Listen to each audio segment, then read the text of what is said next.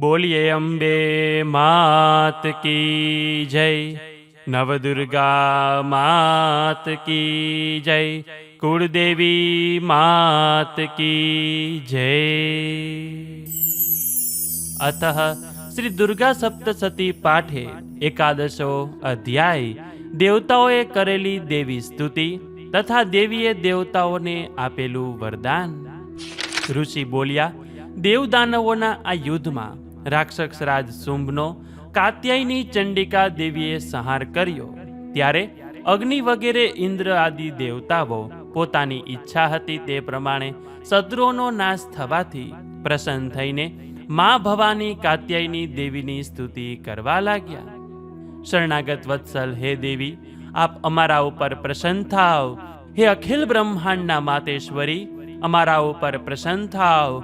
હે સકળ જગતની નિયંતા, આપ પ્રસન્ન થાવ. હે દેવી, આપ વિશ્વ પાલક છો. ચરાચર જગતના સ્થાવર જંગમ સ્વરૂપે વ્યાપક સ્વરૂપવાળા છો. હે દેવી, આપ પૃથ્વી રૂપે હોવાથી જગતના આધાર છો. વળી અતુલ પરાક્રમ કરવાવાળા આપ જ છો. હે દેવી, જળ સ્વરૂપે સમસ્ત જગતની વૃદ્ધિ કરો છો. આપ જ પ્રાણી માત્રનું જીવન છો. હે અતિ પરાક્રમી દેવી, આપ જ વૈષ્ણવી શક્તિ હોવાથી અખિલ વિશ્વના પાલક છો. તેમજ સમગ્ર સંસારના માયા બીજ આપ જ છો. જેવી સર્વ જગત મોહ માયામાં લપેટાયેલું છે, પરંતુ હે દેવી, આપ જ્યારે જેના પર પ્રસન્ન થાવ છો ત્યારે તેના જન્મ મરણનો ફેરો ટાળી નાખો છો.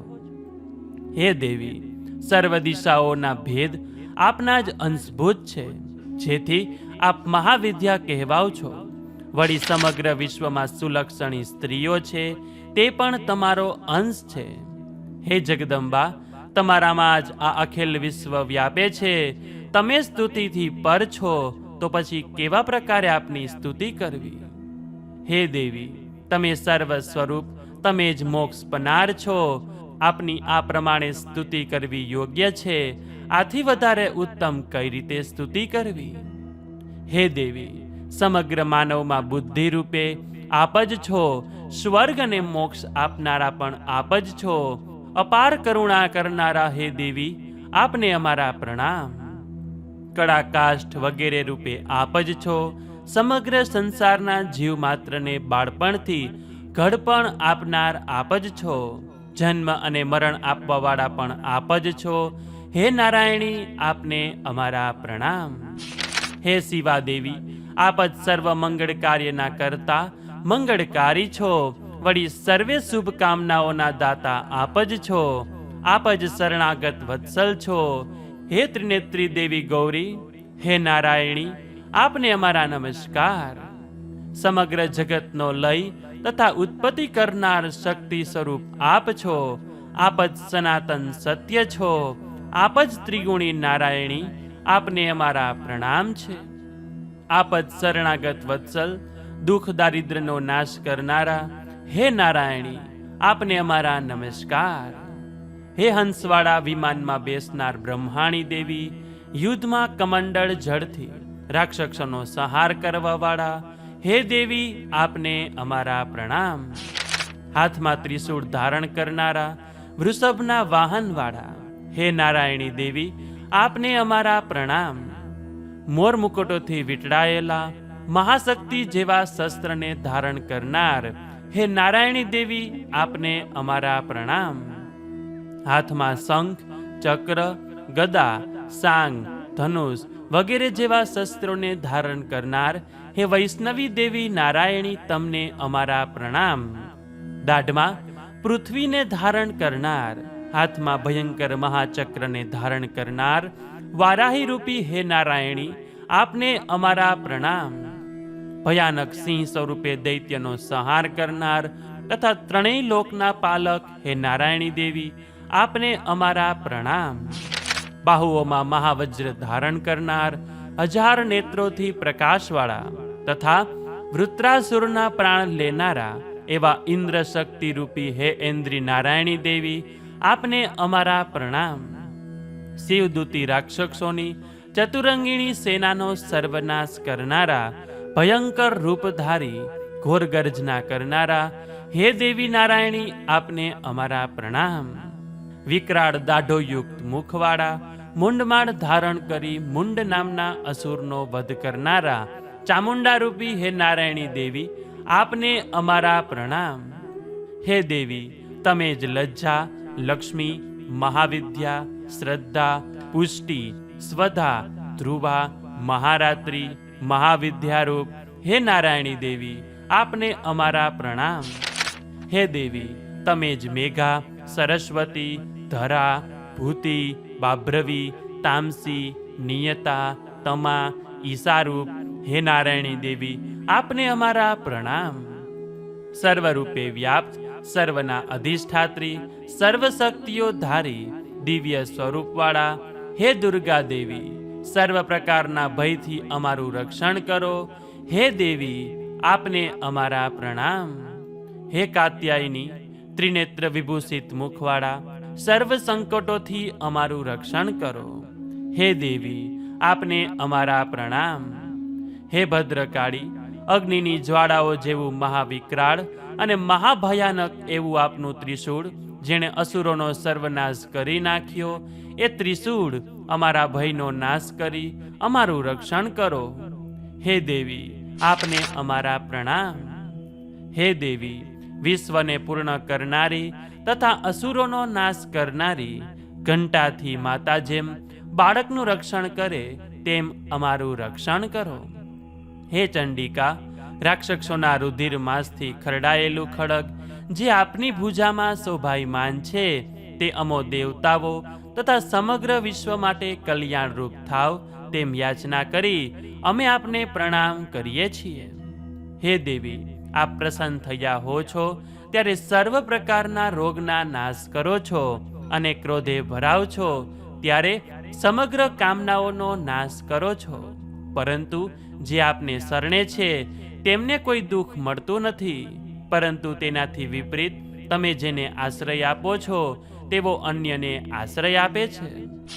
હે દેવી, આપ તો એક જ છો, તેમ છતાં અનેક રૂપ પ્રકટ કરી ધર્મનો ક્ષય કરનાર અધર્મીઓ, રાક્ષસોનો નાશ કર્યો તે કાર્ય હે અંબિકા, આપના સિવાય અન્ય કોણ કરી શકવાનું હતું?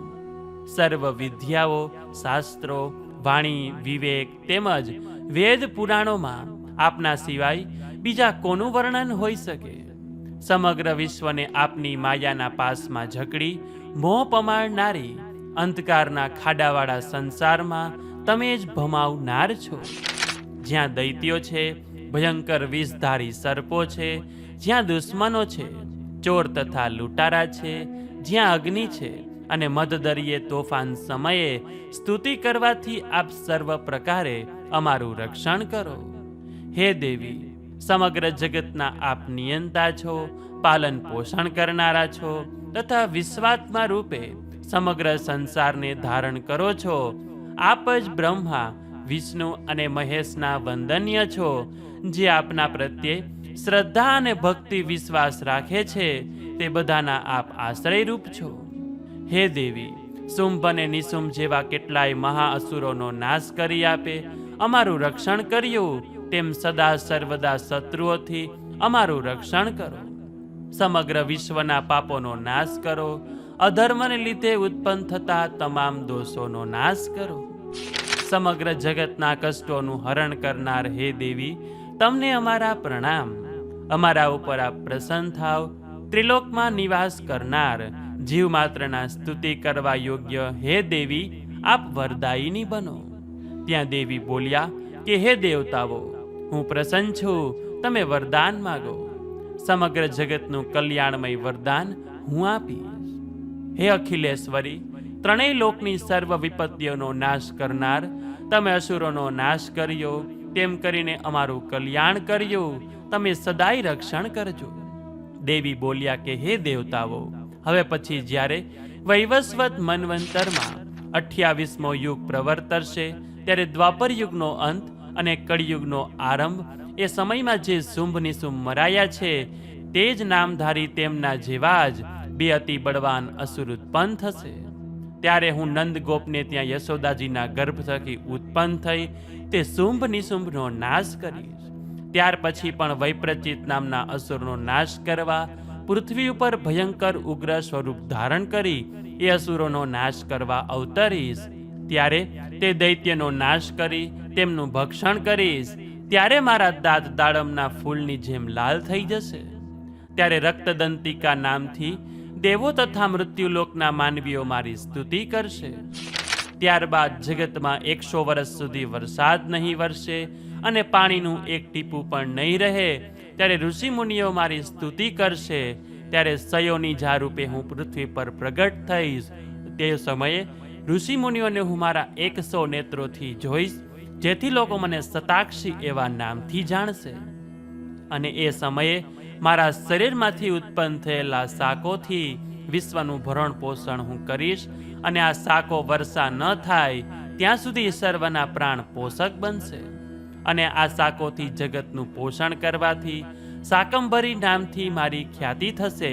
અને આ અવતારમાં દુર્ગ નામના ભયંકર રાક્ષસોનો સંહાર કરીશ. અને ત્યારે હું દુર્ગ દેવી નામથી ખ્યાતિ પામીશ. ત્યારબાદ હું ભયાનક રૂપ ધારણ કરી હિમાચલ પર્વત પર ઋષિમુનિઓનું રક્ષણ કરવા અસુરોનું ભક્ષણ કરીશ. તે સમયે સર્વ ઋષિમુનિઓ ભક્તિ ભાવનાથી નમ્ર થઈ મારી સ્તુતિ કરશે. અને ત્યારે હું ભીમાદેવી એવા નામથી ખ્યાતિ પામીશ. જ્યારે અરુણ નામનો રાક્ષસ ત્રણેય લોકમાં હાહાકાર મચાવશે, ત્યારે હું 6 પગાડી ભમરી રૂપે ત્રણેય લોકના કલ્યાણ માટે રાક્ષસોનો નાશ કરીશ. અને ત્યારબાદ લોકો મને ભ્રામરી દેવી એવા નામથી મારી સ્તુતિ કરશે.